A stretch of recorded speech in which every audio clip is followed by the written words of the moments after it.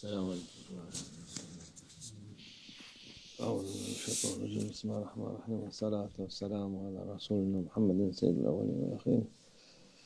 Meded ya Resul, meded ya Sadat ashab-ı Resul, meded ya meşayihina desturu ve la inşallah fazla sen Şeyh Muhammed'an kan meded. Tarikatuna as-suhbu vel hayr fil cemiyye.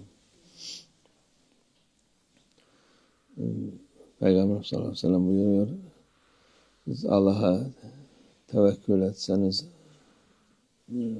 hakika tevekkül etseniz, Allah sizin rızkınızı verir. Our beloved Prophet, peace and blessings be upon him, says that if you were to rely upon Allah Almighty with true reliance, Allah Almighty will certainly provide for you. Hiçbir şey yapmasanız bile nasıl kuşlar sabah aç gider, akşam tok gelir, öyle size de rızkınızı verir. Tevekkül etseniz. And even if you did nothing, just as birds go out hungry in the morning and return full in the evening, He Almighty Allah would provide your sustenance if you relied on Him. Tabii tevekkül Müslümanlarda bile tevekkül yok. Nerede imansız, Allah'a inanmayan kafirlerde hiç yok. There's no reliance, however, even among Muslims, let alone among the faithless, the disbelievers who do not believe in Allah Almighty. There's no reliance at all in Allah Almighty. Onun için dünya hali büyük bir daire, kötü daire derler. Fasit daire derler. Therefore, this world finds itself in the state of a vicious circle. Şimdiki insanlar işte bize daha fazla para isteriz. Daha fazla yetmiyor bu para diye. People nowadays fight saying, we want more money. This money isn't enough. Kavga ederler, şey yaparlar. Para verilir. Ama o verilen karşısında daha fazla alınır. People fight and write requesting more and more money. And then, in fact, more money is given. But in return for what is given, even more is taken back. Verilenden daha fazla alınır. More is taken than what is given. Ne için? Çünkü bu insanın bu kadar yapacağı budur. Allah Azze ve Celle'dir. Veren. This is what humans do. They take more than they give.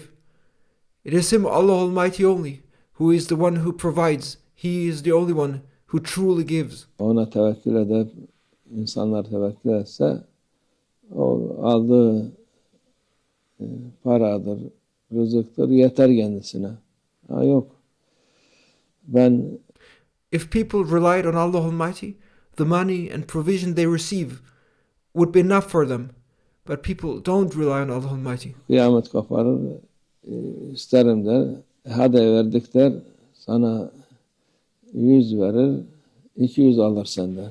You see people not relying on Allah Almighty. Instead, they riot and request more money, and they say, we want more. And in fact, they then are given more. But while they give you 100, they are taking 200 from you. Herkes de bunu biliyor. Everyone knows about this. Ya, sen Allah'a tevekkül et. Therefore, rely on Allah Almighty. Sen paranı bereketi olur, sana yeter. And if you rely on Allah Almighty, then your money will have blessings and it will be sufficient for you. Öteki türlü döner, aynı yere gelir. Döner gene aynı yere, hatta daha beterine. If you do not rely on Allah Almighty, you will find yourself in a vicious circle, turning around, coming back to the same place, and it will just get worse with every cycle. Gelir. Onun için insanoğlu Allah Azze ve Celle'nin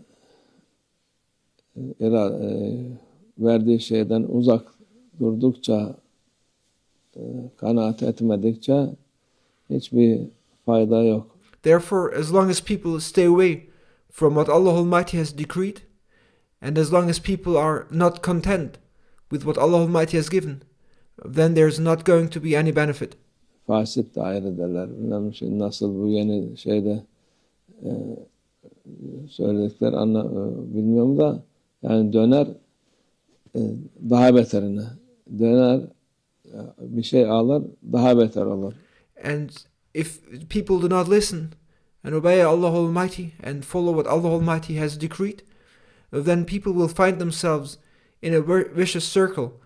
They will find themselves in a vicious circle where they keep cycling back to their previous states, and with every cycle they make, with every turn they make, things become worse and worse. İşte bu şimdiki enflasyon derler, bilmem neler derler filan, şu der, bu der.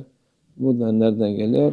And now they have so many terms to describe the state, and they call it inflation, they call it this and that. But where does all this come from? Çünkü Allah'ın gösterdiği yoldan uzak durmaktan. It all comes down to the fact that people stay away and have gone astray from the path Allah Almighty has shown. Allah bu dünyayı yaratmış. Her şey onun içinde. Allah Almighty created this world and everything that is within it. Daha fazla alamazsın. Bir miktar var. And you can only take as much as there is. You cannot take more than there is an amount. For everything, there is a certain amount. O miktarı aşarsan gene aynı yere gelirsin. Ya da daha kötüsüne gelirsin. If you exceed that amount, you will end up in the same place again, or you will end up in a worse situation. Onun için dikkat etmek lazım. Therefore, one must be careful. Allah'ın verdiği hayatı insan aldığına kanaat etsin. Onun bereketini görür.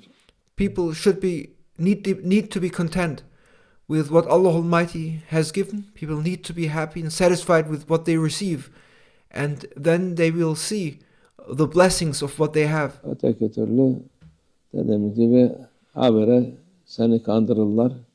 Otherwise, you will only be deceived every time. Herkes de biliyor bu kandırın. Diyor bize bu kadar veriyorlar. Bu kadar şey geldi, zam geldi de maaş aldık. O aldığı maaşın 2 misli zam gelmiş olur. And everyone knows about this deception. They say they gave us a raise, they gave us more money. But in the end, they double what they take from you. So they give you on the one side, but on the other side, they take back from you double the amount. Öteki taraftan. Onun için buna dikkat etmek lazım. One needs to be careful about this. İnsanlar yaptıkları işleri ne için yaptıkları, kimin için yaptıkları, kimden geldiğini, kimden gittiğini. People need to know why they do their work and for whom do their work. And they need to know from where things come. Bilmesi lazım insan. Allah uyanıklık versin. May Allah Almighty grant us awareness. Bereket versin inşallah. May Allah Almighty awaken us and grant us His blessings, inshallah. Allah muhafaza etsin. May Allah Almighty protect us.